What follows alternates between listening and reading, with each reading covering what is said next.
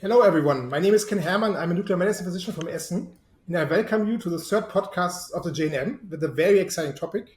The topic is surrounding lead-212 and is it really happening?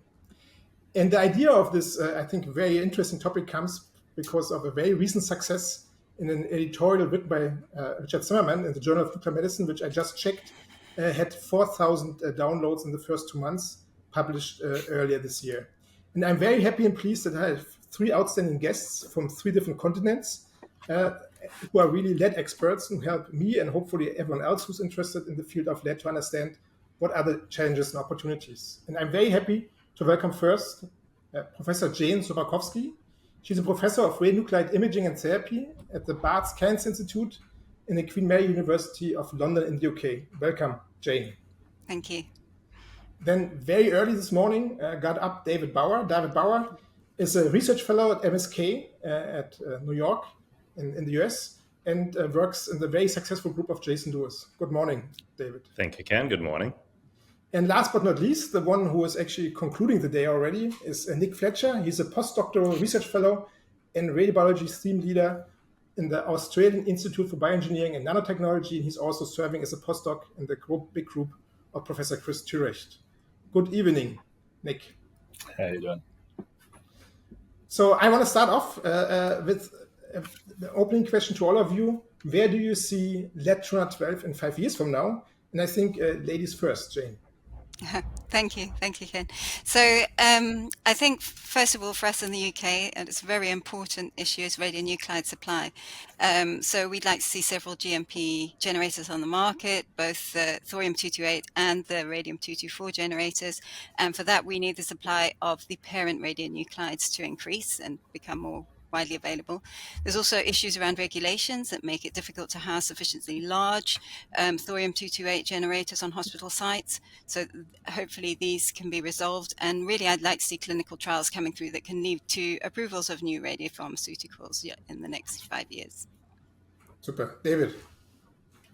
I would say in the next 5 years, the 3 big alphas, actinium, astatine, and lead, will have emerged into the clinic. And we'll still have to figure out when we want to use which nuclide, where the benefits and advantages. But we also will have figured out the distribution quite a bit. And then we're talking about upscaling lead in really different entities of cancers. Thank you. And the Australian perspective? So similarly, I see it lead-212 to be progressing into the clinic. Probably not displacing lutetium, like we're saying, sort of talking about combinational approaches, and probably moving out of just prostate cancer as a low-hanging fruit where it is at the moment. And then hopefully looking to the next generation of approaches where once we have a more mechanistic understanding, you can start pairing it up for combination therapies or harnessing the immune responses to some of these alpha therapeutics as well. Thank you. Now in the next part, I want to pick your brain on certain topics. I think, Jane, you started with a very important topic is the sourcing of the raw material. You mentioned already 2 mother materials. Please comment. Where do you see the problem and how can this be solved? Yeah, so I guess in the UK, we have a problem with radionuclide supply.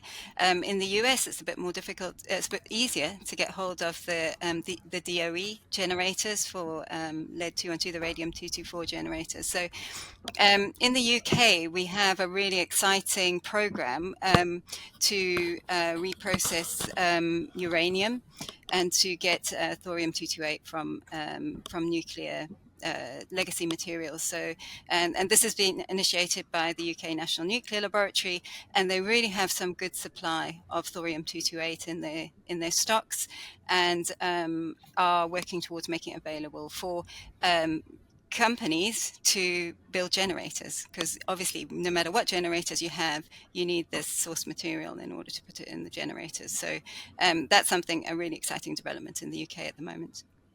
And this is only a UK approach, or how is it worldwide? Is this sourcing of the raw materials worldwide? So Orano-Med, I believe they source it from natural stocks, natural uranium or thorium, and they purify out the thorium-228. So they have obviously a big operation going, but I don't see their generators coming on the market. They want to provide radium pharmaceuticals rather than generators, so that won't be available for researchers or for other commercial entities. And then, of course, there's the DOE, which has their own supplies. NRG Palace is going to start producing it, and they're actually going to produce from stocks of radium-226 that they have. So that's an alternative route. So there are various routes that are going to hopefully come online. Thank you. In the excellent editorial by Richard Zimmerman, he also talks about different production routes, liquid versus solid phase generators, duration. Maybe, David, you want to comment and help a simple MD like me to understand what is important to know and what does it depend on? Absolutely, I would love to. First, I want to jump in that, as Jane explained, thorium-228 is currently the limiting factor. We are currently completely safe with thorium-228. We have enough supply for what we're doing preclinical, and we will have enough supply for the first clinical trials. Later on, when we really ramp up the production, we need to think about where is more thorium-228 coming from, and that could be, as Jane mentioned, from radium-226 production with neutron capture. But I think the future of lead is pretty secure, and more secure maybe than at the moment actinium, even though that's also changing a lot in the next 5 to 10 years. So once we have the thorium-228, there's several methods to get lead out of there. One is a more tricky method that is like liquid extraction. You basically capture thorium-228 on a resin and and have the radium-224 coming out of there. So you separate these two, and the radium-224 will be then the mother nuclide for producing lead-212 with another resin. So it's a resin-based production, thorium to radium, radium to lead. There is a benefit and a disadvantage. The benefit is it is quite a robust method, and you yield a lot of lead out of that.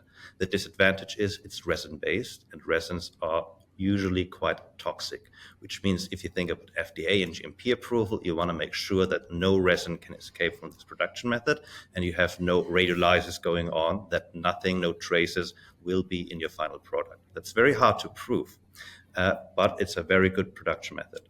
The other one is basically based on a gas transfer.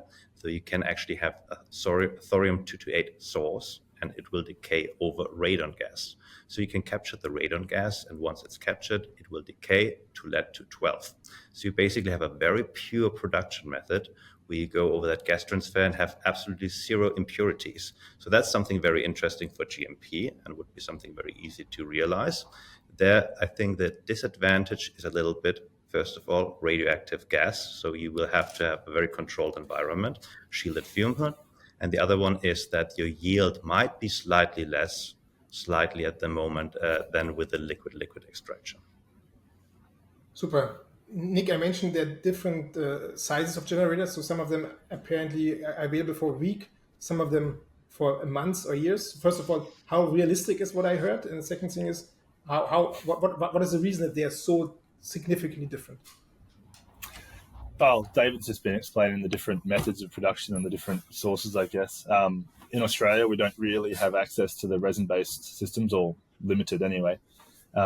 So we're mostly the gas exchange type approach through, we work closely with Advanced Cell as the Australian producer, but there's others around, just not here.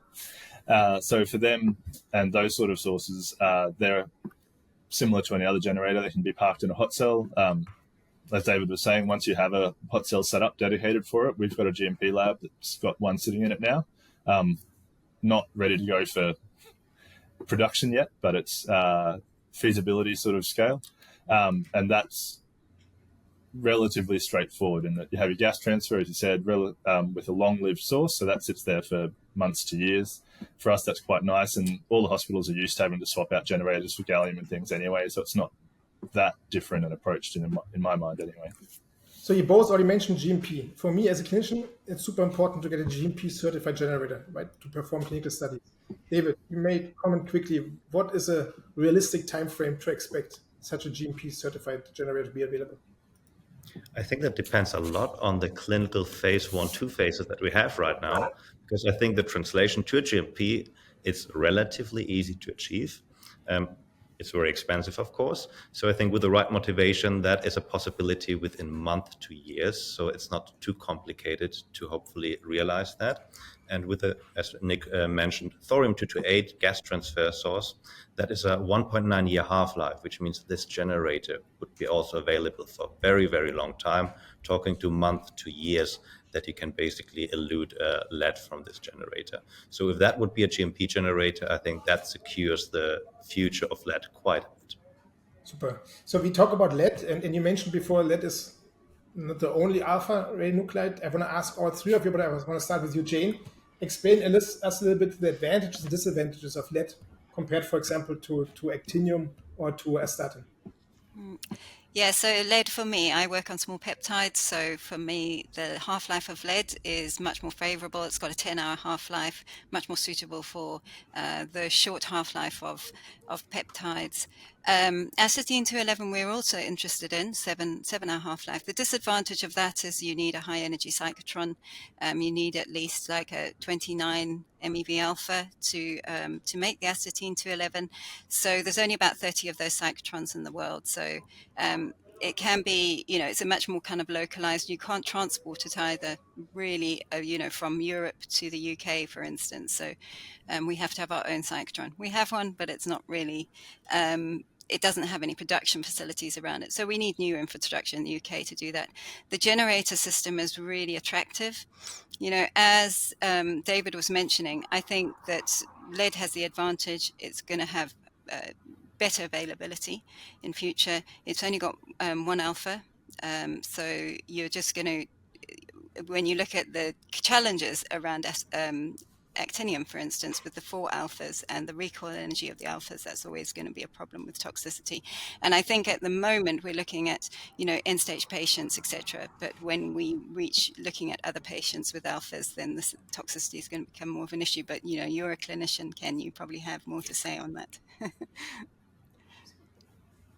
David, Nick, please comment as well. Add some color.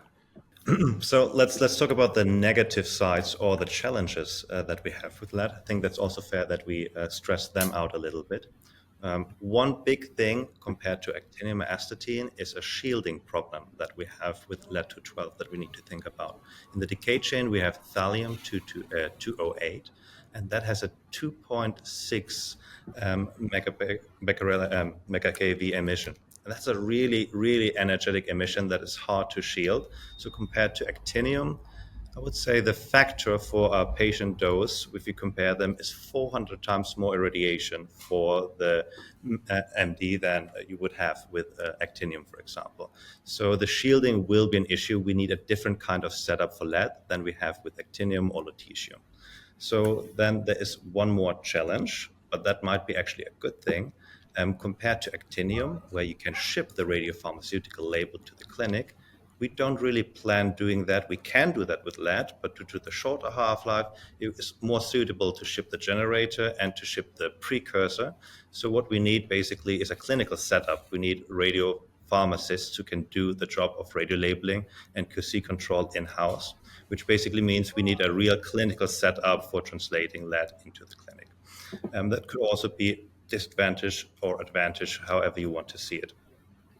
And then I think to say a few positive things as well, as Jane mentioned, I think the half-life is just perfect. We like the half-life of lead. It's a little bit longer than astatine, definitely shorter than actinium, which means a patient who got lead basically is decayed by, let's say, 2 days out, which is a really suitable half-life. And that brings one more point where lead really shines. That is the storage of waste. If you think about actinium, especially about actinium-227, the biggest problem is not really the toxicity that we expect for the patient, but where will we store patient waste in a hospital? Actinium-227 has a half-life of over 22 years. With lead, basically, the waste is cleared after 2, 3, 4 days. That really helps the clinic a lot with high throughput of patients. And we do not have that with lutetium or actinium, even without the 227, because then we still store for several months. Nick, you want to add some color? I was going to say they've covered most of the key points. I think they were saying the half-life's, to my mind, pretty spot on. So that means even in Australia, which is fairly spread out from a nuclear medicine point of view, we're capable of shipping copper-64 with a very similar half-life across the country, which is fine. So lead-212 fits within the networks we've already got established for these isotopes. And like David was saying, all of our hospitals are already geared up for lutetium storage. So if they have the capability for that, lead-212 is not so bad. We are interested in other alphas, as you were saying. Like there's not just lead, not just actinium, even terbium, things like that are really interesting. But the requirement for accelerators or cyclotrons, depending if you're talking about astatine and things, sort of limits application outside of your radiopharmaceutical hubs, I guess. So lead-212 is a nice mix between them, I think. I would like to follow up on the logistics, what David mentioned. So how central or how local does the production have to be? Because let's be honest, right? Academic sites, we love to produce locally. The moment you want to go into the periphery, it's a problem. It's a hassle. It's prohibitive. My question for you, and again, you mentioned it quickly, but maybe you elaborate a few more sentences on this. For example, in the US, we know how big the US is. How many production sites do we really need? I heard in literature, some of them want to do central production, just one in Indianapolis, and fly everything out of FedEx. I always thought maybe 4 production sites is reasonable because then you can cover a little bit the coasts and a little bit in the middle. But what do you think? And it's one thing. And the second thing is also for the UK, maybe Jane, you comment, how likely is it really that the hospitals do a real pharmaceutical production locally with all the manufacturing? Because in the end, we talk about medical substances. It's really pharmaceuticals. Okay, I can start off with the UK perspective. I mean, really what we're trying to push for in the UK is a centralized radiopharmacy that can make these radiopharmaceuticals. We think that if we make it somewhere in the middle of the UK, then we can ship to sites all around the UK. And also one of the reasons that we think this might be a good solution for the UK is that we have some legislation that doesn't allow us to have a thorium generator of more than 700 megabecquerels on site if it's a dispersible source. We don't know definitively if it's a dispersible source yet or not, but otherwise we have to go into a huge rigmarole for each hospital of looking into some radiation emergency preparedness regulations. So you can imagine how easy that's going to be in the middle of a city, for instance, like London. If there's a fire of more than 1,000 degrees, we've got to show that it won't be dispersible. So for us, it may be to start off with a centralized radiopharmacy approach would be the fastest route. We want to resolve the REPIA regulations in the UK and really talk about these with the nuclear regulators because we have a lower limit than other European centres, although there are some other European countries that also come across this legislation that will make it difficult for them with thorium-228 generators. Any more comments? Maybe one. I can make it even a little bit more complicated because one thing we have not mentioned yet is lead-203. And if you really want to have lead-203, you have an image-compatible component. And then it's getting a little bit more complicated because then a center needs to have access to both nuclides at relatively the same time. Is it necessary to do imaging with lead-203? Not really. We have already seen quite successfully that SPECT imaging with lead-212 is possible. But there is it's for sure that lead imaging, 203 imaging, is way more feasible. You can apply a higher dose, so the imaging is more accurate.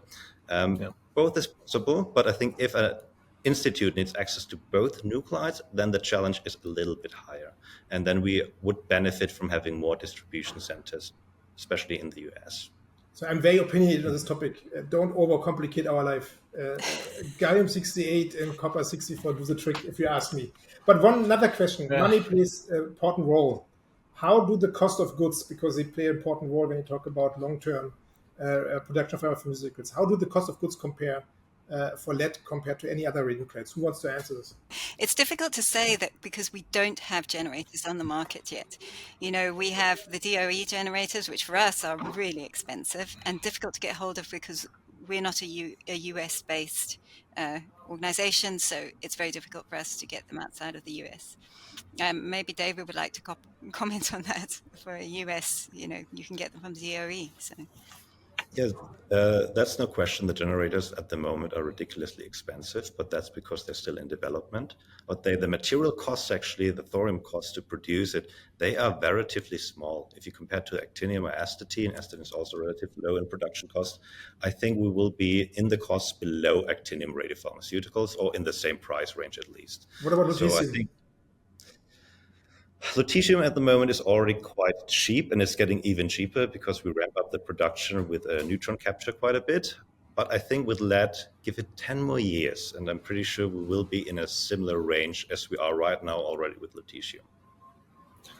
Yeah, the benefit with the lead as well is that once you've got a generator sitting there, it's constantly putting out, especially with the gas transfer. It's not like you're buying a new dose every day. It's producing it every day. So Yeah. for us as a researcher, it's very accessible.